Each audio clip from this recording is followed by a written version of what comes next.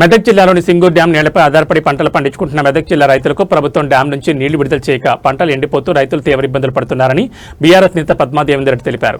డ్యాంలో నీళ్లు ఉన్నప్పటికీ రైతులకు విడుదల చేయడంలో ప్రభుత్వం నిర్లక్ష్యం వహిస్తుందని మండిపడ్డారు. కేవలం 0.3 టీఎంసీ నీటిని విడుదల చేస్తే దాదాపు 20,000 ఎకరాల పంటలు కాపాడొచ్చని అన్నారు. గతంలో మాజీ సీఎం కేసీఆర్ హయాంలో సమయానికి నీటి విడుదల చేసి రైతులను ఆదుకున్నారని, కానీ ప్రస్తుత కాంగ్రెస్ ప్రభుత్వం మాత్రం రిపేర్ పేరుతో నీటిని వృధా చేసి రైతులు కొంపు కొడుతూ తీవ్ర ఇబ్బందులు గురిచేస్తుందని విమర్శించారు. రైతు బంధు లేకపోవడం, యూరియా కొరత వంటి సమస్యలు మరింత తీవ్రమై రైతుల పాలిట శాపంగా మారిందని అన్నారు. ప్రభుత్వానికి అధికారులకు ఎన్నిసార్లు రైతులకు మొరపెట్టుకున్నా క్రాప్ హాలిడే పేరుతో మోసం చేస్తున్నారని ఆరోపించారు.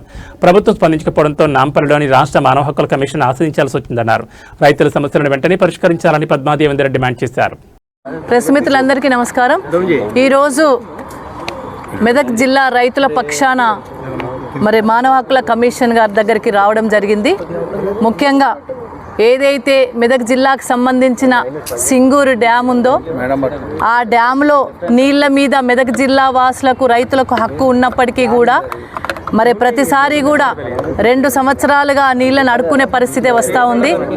గతంలో గౌరవ కేసీఆర్ గారు ఉన్నప్పుడు 10 సంవత్సరాలు సింగూరు నీళ్లను గణపురం ఆనకట్టుకు, నిజాం సాగర్కు టైం ప్రకారము, స్పెల్ ప్రకారము నీళ్ళనిచ్చి పంటలను కాపాడిన ఘనత గౌరవ కేసీఆర్ గారిది. రైతులను కాపాడుకున్న ఘనత గౌరవ కేసీఆర్ గారిది. సింగూరులో నీళ్లున్నప్పటికీ కూడా ఈ కాంగ్రెస్ గవర్నమెంట్ వచ్చినప్పటి నుండి కూడా రైతులకు ఇబ్బందులు ప్రారంభమైనాయి. ఇప్పటి వరకు రైతు బంధు లేదు, పెట్టుబడి లేదు.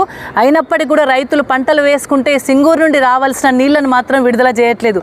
రిపేర్ పేరుతోని ఇప్పటికే దాంట్లో ఉన్న నీటినన్నిటి కూడా దాదాపు 10 టీఎంసీల నీటిని దారాదత్తంగా వదిలేయడం జరిగింది. కానీ రిపేర్ మాత్రం ఇప్పటి వరకు కూడా స్టార్ట్ చేయలేదు.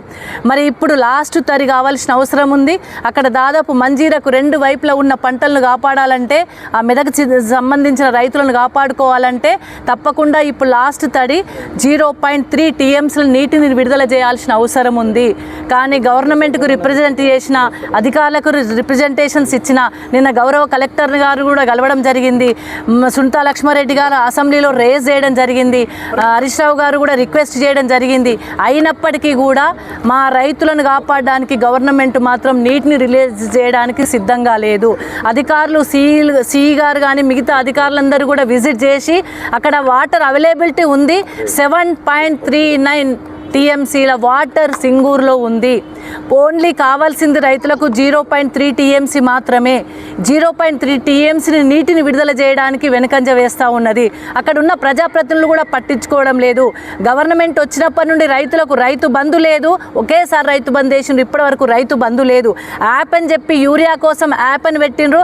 ఆ యాప్లో ఎక్కడ యూరియా దొరుకుతుందంటే అక్కడ ఉన్న రైతులు పక్క నియోజకవర్గాలకు, పక్క జిల్లాలకు, ఆ జిల్లా యూనిట్గా ఉంది కాబట్టి జిల్లాలో ఎక్కడ యూరియా ఉంటే అక్కడ పోయి తెచ్చుకోవాలంటే ఆటోకు 1000 రూపాయలు ఖర్చు అవుతుంది. అంత ఖర్చు పెట్టి అంత యూరియా తీసుకొచ్చి పంటలకు వేసుకొని పండించుకుంటే లాస్ట్ తరి ఇవ్వకుండా ఎండబెడతా ఉన్నారు. దాదాపు 20,000 ఎకరాల పంట ఎండిపోయే పరిస్థితి వచ్చింది. రైతులందరూ ఆందోళనకరంగా ఉన్నారు, ఇబ్బందికరంగా ఉన్నారు. అన్నమో రామచంద్ర అని అడుక్కునే పరిస్థితి వస్తూ ఉంది. ఈరోజు కేవలం 1 గ్రామానికి 2 గ్రామాలకు సంబంధించిన రైతులు మాత్రమే కొద్దిమంది రావడం మాత్రమే ఉంది. అక్కడికి వెళ్తే మాత్రం నీళ్లు కావాలని చెప్పి ఆందోళనతో ఇబ్బంది పడే రైతులు చాలామంది మెదక్ జిల్లాలో కనబడతా ఉన్నారు. మంజీరకు ఇరువైపులా అంటే కేసీఆర్ గారు ఉన్నప్పుడు నల్లా తిప్పినట్టుగా వచ్చేటి సమయానికి నీళ్ళు వచ్చేటి 0.3 టీఎంసీలను స్పెల్ వారీగా పంటలకు అందించిన ఘనత గౌరవ కేసీఆర్ గారిదైతే వచ్చినప్పటి నుండి ఈ సింగూరు డ్యామేజ్ రిపేర్ అని చెప్పేసి నీళ్ళనివ్వని ఘనత కాంగ్రెస్ వాళ్ళకి వచ్చింది. ఇప్పటికీ ఇంకొక విషయం ఏం చెప్తున్నారంటే క్రాప్ హాలిడే అంటున్నారు.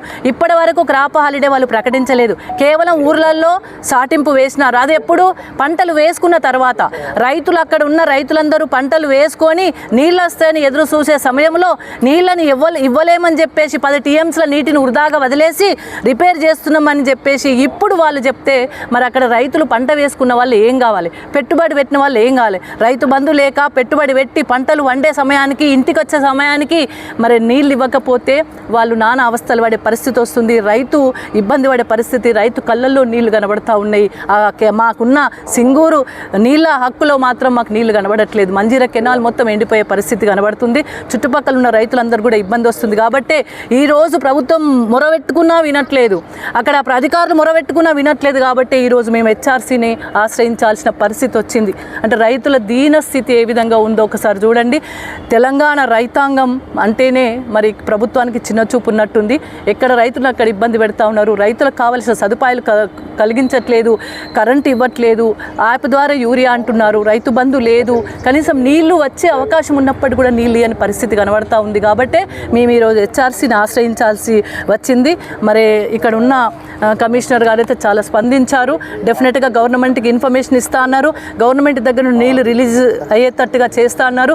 వీళ్ళ బాధలు కూడా విన్నారు, రైతులందరితో కూడా మాట్లాడిన తదనంతరం అక్కడ 7.39 వాటర్ ఉన్నది, అవైలబిలిటీ ఉంది, సూపరింటెండెంట్ ఆఫ్ ఇంజనీరు రికమెండ్ చేసిన లెటర్ ఉన్నది, జీవో ఉన్నది.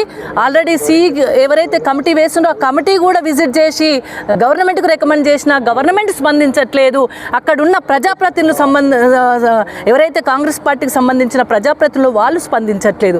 దయచేసి ఇప్పటికైనా కానీ హెచ్ఆర్సీ కమిషనర్ గారి దగ్గరకు వచ్చినాం కాబట్టి కమిషనర్ గారు మరి గవర్నమెంట్కి రికమెండ్ చేస్తా అన్నారు. తప్పకుండా మాకు నమ్మకం ఉంది కాబట్టి డెఫినెట్గా మా రైతులందరూ కూడా మరి వారు కూడా మొరబెట్టుకున్నారు కాబట్టి డెఫినెట్గా మాకు నీళ్ళు వస్తాయన్న నమ్మకము మరి హెచ్ఆర్సీకి వచ్చినాం కాబట్టి మానవ హక్కుల కమిషనర్ గారి దగ్గరికి వెళ్ళిన మాకు గవర్నమెంట్కి రికమెండ్ చేయడం వల్ల నీళ్ళు వస్తాయన్న నమ్మకంతో ఉన్నాం.